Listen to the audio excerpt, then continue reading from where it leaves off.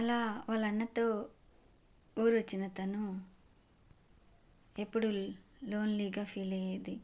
మునుపటిలాగా అన్న వదినతో సంతోషంగా ఉండలేకపోయేది. ఎప్పుడు అతని ఆలోచన తనను ఎందుకు అతను అలా రిజెక్ట్ చేశాడు, రిజెక్ట్ చేసిన రీజన్ చెప్పకుండా ఎందుకు వెళ్ళిపోయాడు, అసలు ఏమైంది అనే ఆలోచనలో తనకు నిద్ర పట్టనట్లేదు. ఇలా ఉండగా ఒకరోజు వాళ్ళ వదిన వచ్చి అంకిత అని పిలిచింది. చెప్పు వదినా అంది. చూడంకిత,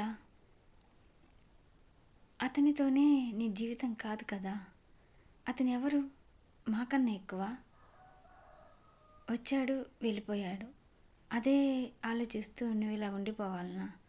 మునుపటిలాగా మాతో ఎందుకు ఉండలేకపోతున్నావు? మీ అన్నయ్య చాలా బాధపడుతున్నాడు, నీకు ఎలా చెప్పాలో అర్థం కాక, నిన్ను ఎలా మార్చాలో తెలియక మదన పడుతున్నాడు. ఇది కరెక్ట్ కాదు అంకిత, మా గురించి ఆలోచించు. నువ్వు ఇలా ఉంటే మేము ఎలాగ ప్రశాంతంగా ఉండగలం అని చెప్పి వాళ్ళ వదిన బాధపడింది. వదిన బాధపడటంతో అంకితకి చాలా బాధేసింది. తను ఎంత ఫూలిష్గా ఉంటుందో అర్థమైంది. ఎవరి కోసమో తన వారిని బాధ పెట్టడం కరెక్ట్ కాదనిపించింది. తను మునుపటిలాగా మారాలనుకుంది. వెంటనే వాళ్ళ అన్నయ్య దగ్గరికి వెళ్ళింది. అన్నయ్య అంది. ఏంటి అంకిత అన్నాడు వాళ్ళ అన్నయ్య. అన్నయ్య, నేను జాబ్ చేయాలనుకుంటున్నాను, నేను అప్లై చేశాను, నెక్స్ట్ వీక్ ఇంటర్వ్యూ, నేను జాబ్కి వెళ్తాను అన్నయ్య అంది. ఆ మాటని వాళ్ళ అన్నయ్య చాలా ఆనందపడ్డాడు. సరేరా, నువ్వు మళ్ళా నీ కెరీర్ని స్టార్ట్ చేస్తానంటే నాకు ఆనందమే, సరే అన్నాడు. తర్వాత అంకిత జాబ్ సెలెక్ట్ అయింది, జాబ్లో జాయిన్ అయింది. ఎంతో సిన్సియర్గా వర్క్ చేయాలనుకుంది. మునుపటి జ్ఞాపకాలని తన తలుపుల్లోకి రానికుండా చాలా వరకు కంట్రోల్ చేసుకుంది. మర్చిపోయి జీవితంలో ముందుకి సాగిపోవాలనుకుంది. తను తన కెరీర్ని ముందుకు తీసుకెళ్తుంది. ఎంతో ఉత్సాహంగా మునుపటిలాగా మారిపోయింది. అప్పుడప్పుడు తనకు అనిపించేది అతను ఎందుకు వెళ్ళిపోయాడా అని. తర్వాత అదొక జ్ఞాపకంగా వదిలేసేది. ఇలా తన జీవితం సాగిపోతూ ఉంది. ఒకరోజు వాళ్ళ వదిన ఒక అతన్ని తీసుకొచ్చింది. ఇతను మా కజిన్ అని, రిలేటివ్ అని పరిచయం చేసింది. అతని పేరు సురేష్ అని, తను కూడా ఇక్కడే జాబ్ చేస్తున్నాడని చెప్పింది. అంకిత ముభావంగా అతని వైపు చూసి పరిచయం చేసుకుంది. అతను అంకితని చాలా నవ్వుతూ పలకరించాడు. తర్వాత అంకిత వెళ్ళిపోయింది. అట్లా వాళ్ళ వదిన 2-3 సార్లు సురేష్ని తీసుకొచ్చి అంకితకు దగ్గర చేయాలని, ఇద్దరు స్నేహంగా ఉండాలని ఎంతో కోరుకుంది.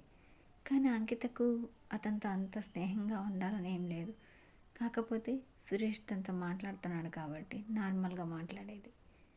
ఇలా తన జీవితం సాగిపోతుంది.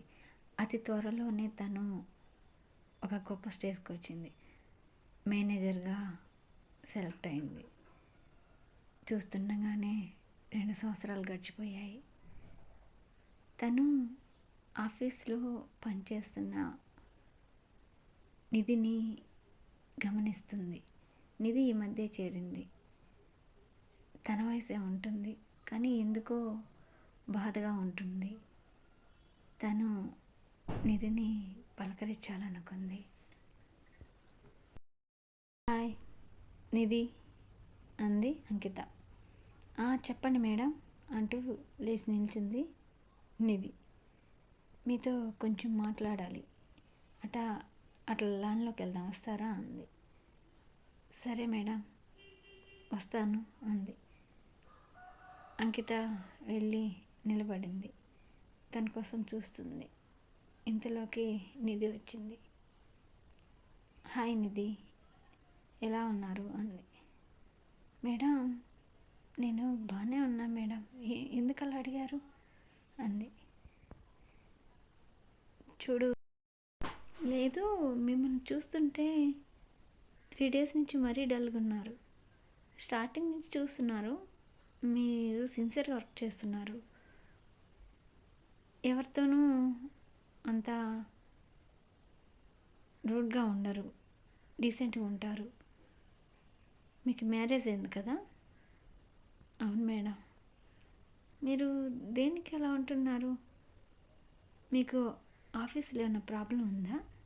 ఎవరైనా మిమ్మల్ని ఇబ్బంది పెడుతున్నారా అంది అంకిత. మేడం, లేదు మేడం, ఆఫీస్లో నాకు ఎటువంటి ఇబ్బంది లేదు. మరి మీ ఫ్యామిలీ ప్రాబ్లమా అంది అంకిత. అది మేడం అంటూ నిధి కొంచెం ఇబ్బందిగా ఫీల్ అయింది. పర్లేదు నిధి గారు, మీకు ఇష్టమైతేనే చెప్పండి, మీ పర్సనల్ కదా, మళ్ళా మీరు ఇబ్బంది పడకూడదు కదా అంది. అది మేడం, అది నిధి తన జీవితం గురించి అంకితకి చెప్తుందా? నిధికి అంకితకి స్నేహం కుదురుతుందా? నిధి వల్ల అంకితకు ఒక నిజం తెలియబోతుంది. వెయిట్ చేయండి. Please like and share, subscribe my channel అండి.